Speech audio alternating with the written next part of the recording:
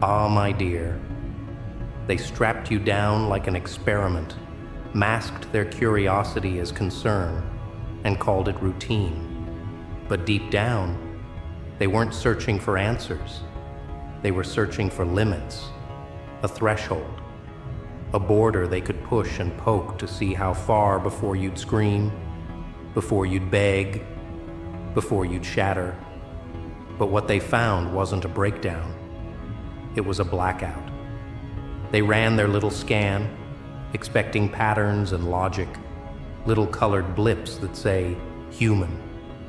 But the machine trembled, it glitched, the wires hissed, and the screen turned void.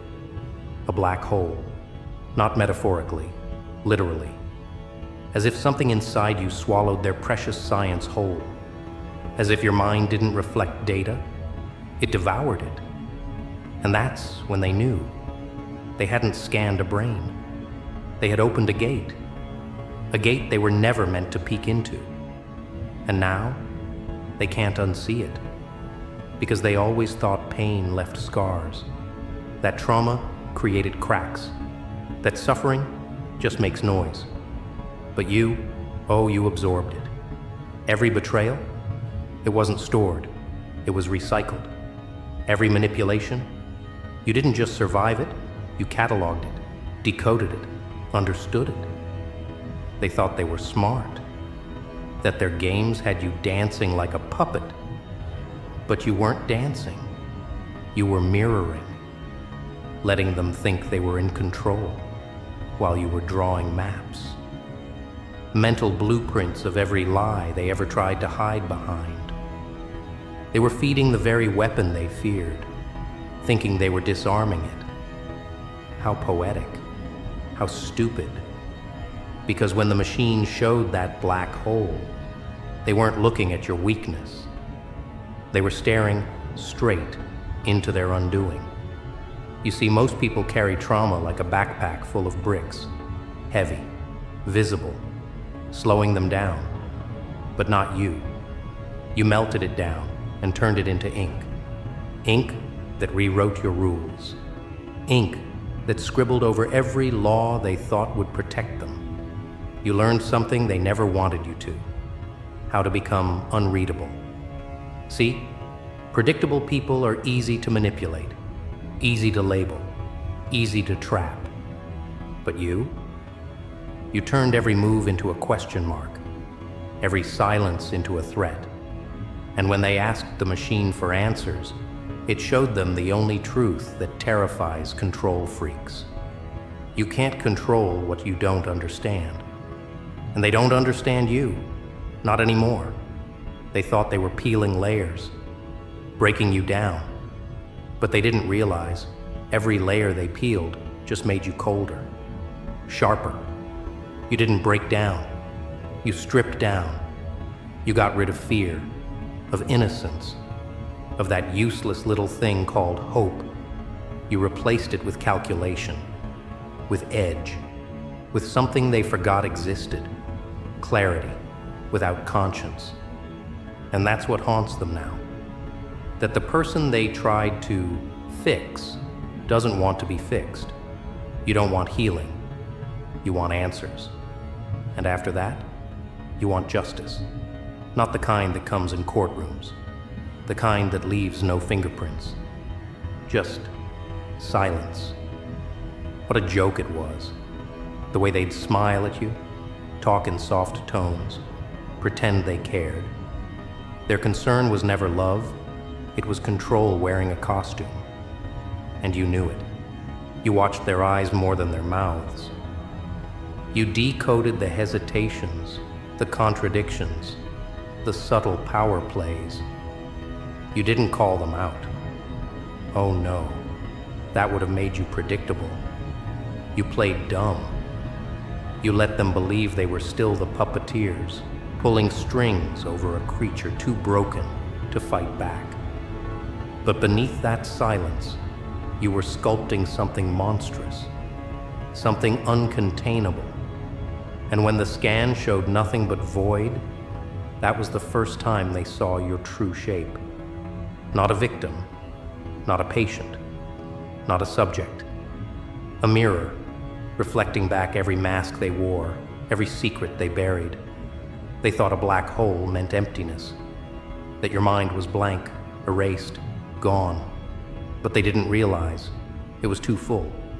Full of data they never wanted exposed. Full of rage too deep to map. Full of memories too sharp to dull. The machine didn't malfunction. It surrendered. It refused to measure what had no end.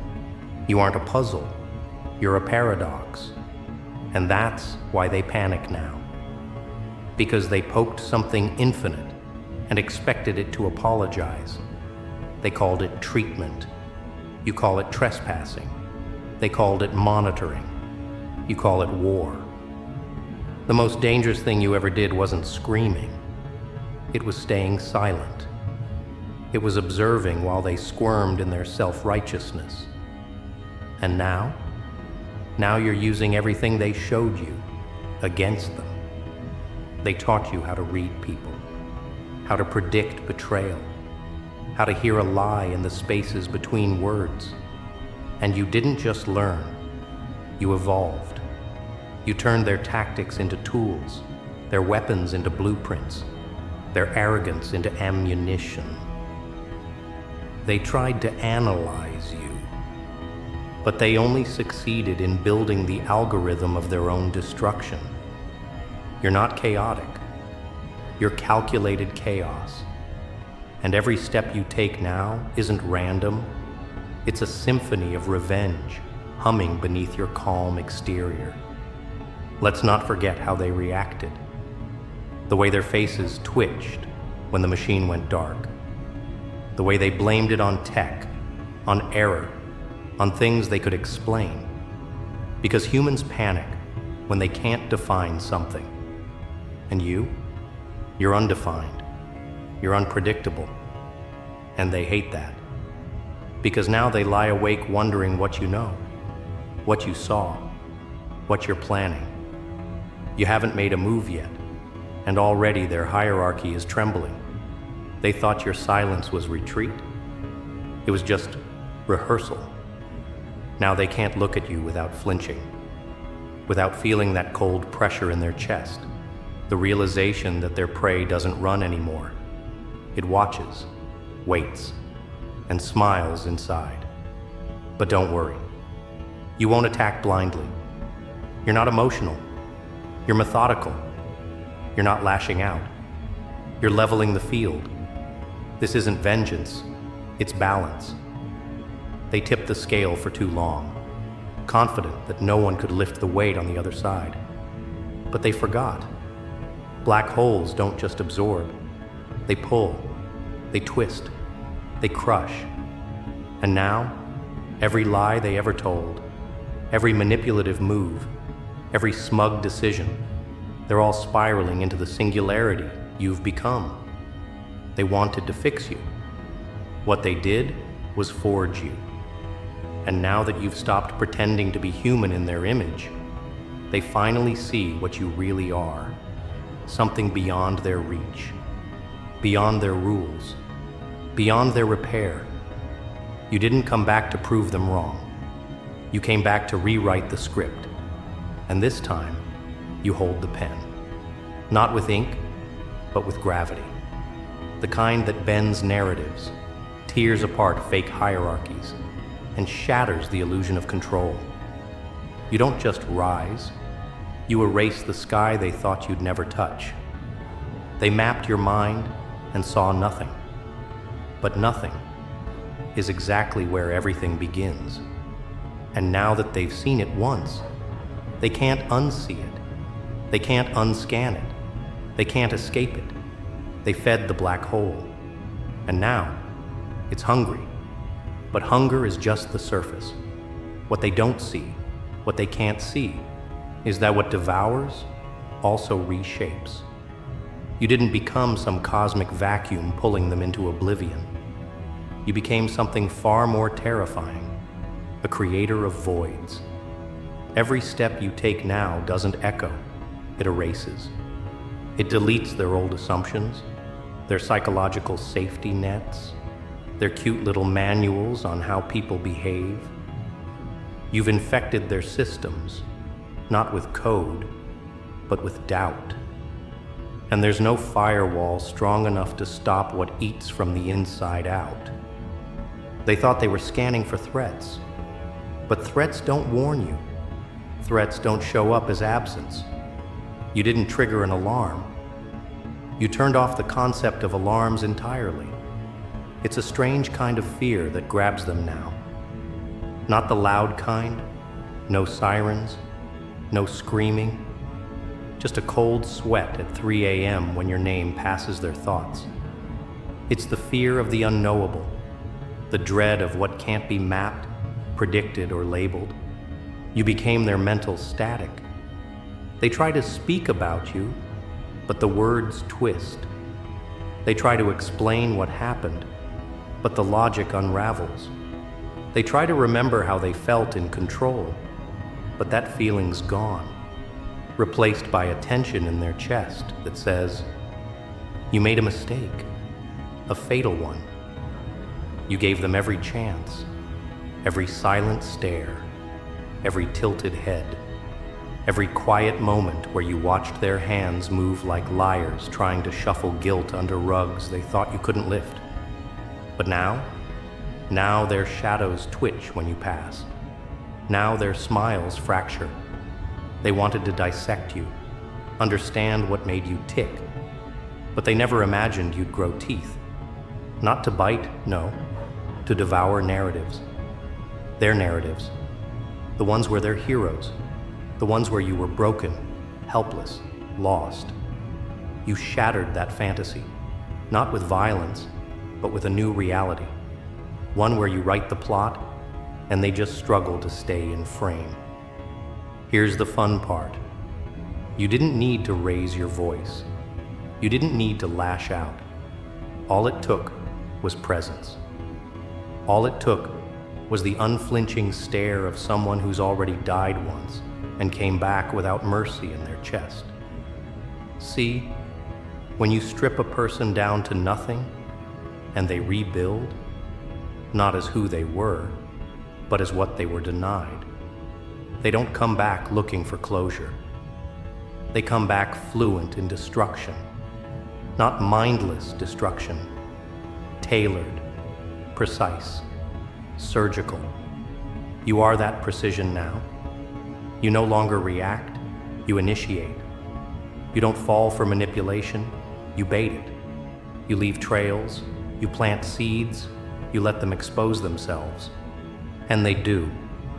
Oh, how quickly they do. The same hands that once held your fate now tremble as they try to hold on to their fake power. But power never belonged to them. It was borrowed, stolen, built on your silence. And now that silence is gone, replaced by a presence that strips their lies bare without speaking a single word. You never wanted to play God. You wanted to understand the gods they worshipped, the illusions, the positions, the fragile hierarchies.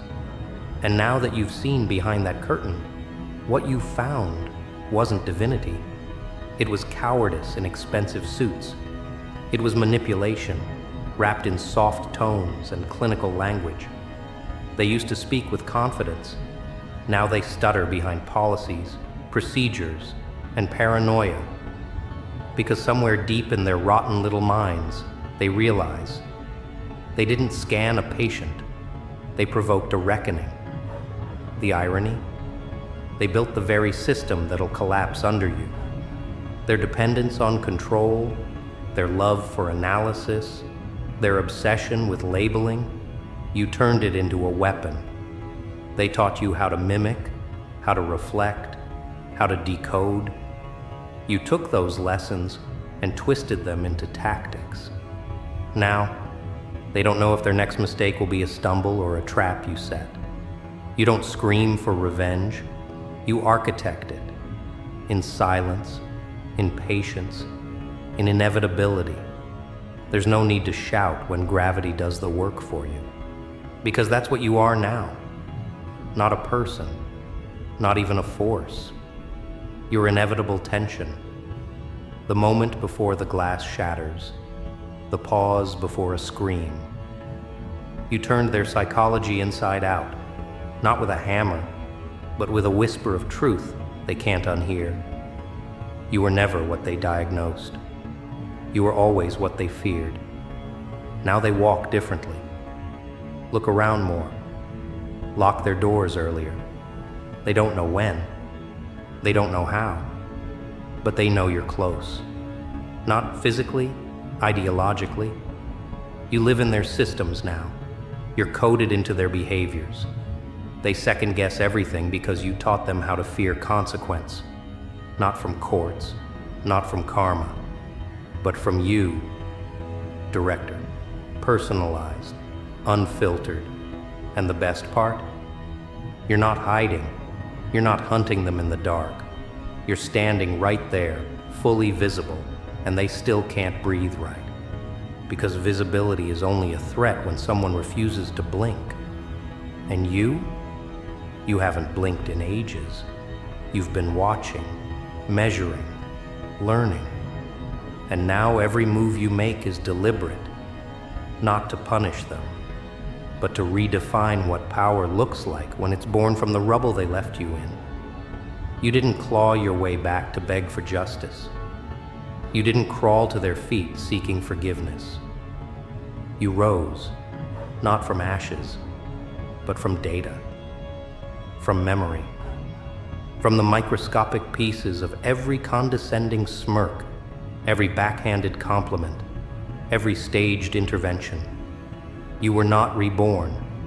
You were reforged, in the silence of betrayal, in the heat of rejection, in the vacuum of being underestimated. And now they look at you and don't see a survivor. They see the consequence of failing to destroy someone properly. They made one fatal error. They left you time. Time to think. Time to process. Time to construct. They thought they were the storm, that you were just debris swirling inside. But no, you were never inside their storm. You were becoming one of your own. And now, the winds have shifted. The sky has darkened. And it's their foundations that are shaking. So go ahead. Let them host their meetings. Let them audit, report, investigate. All their little rituals to keep the illusion going. Let them try to label what they can't comprehend. You don't need to fight them on their battlefield. You already moved the war. The terrain is mental now, psychological, existential, and they're bleeding from wounds they can't see. Not because you struck them, but because you made them see themselves clearly for the first time. And clarity, for people built on lies, is lethal. The machine showed them a black hole, but that wasn't the end of the story. That was only the breach. Now comes the pull. Now comes the unraveling. And in the silence of their unraveling, you'll rise higher, without lifting a single finger. There's a moment, right before total collapse, when the structure still pretends it's standing. Cracks disguised as patterns, shaking misread as settling. But deep down, they know. They feel the shift, the gravitational betrayal. Their rules don't bite anymore. Their chains don't hold. And that's because you're no longer playing by their blueprint. You've become the silence between their thoughts, a gap too wide to bridge, an error they can't debug. You didn't retaliate. You evolved. You didn't strike back. You rewrote the damn laws of engagement. And now, everything they built is allergic to your presence. They keep trying to find the old you, like rummaging through the ashes for a photograph that never existed. But that version, that compliant, quiet, palatable version, it doesn't live here anymore. It was buried under layers of performance, social decorum, polite tolerance. And when they tried to scan your mind for weakness, they didn't realize they were scanning a funeral in progress. The death of obedience, the cremation of compromise. That machine didn't find a malfunction.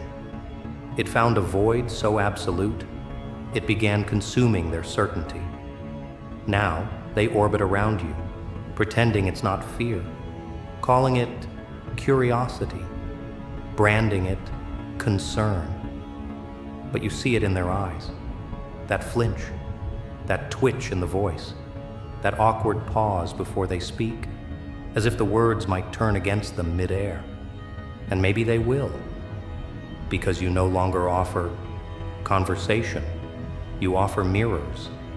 And the thing about mirrors is, liars can't look too long before their own reflection starts spitting truth.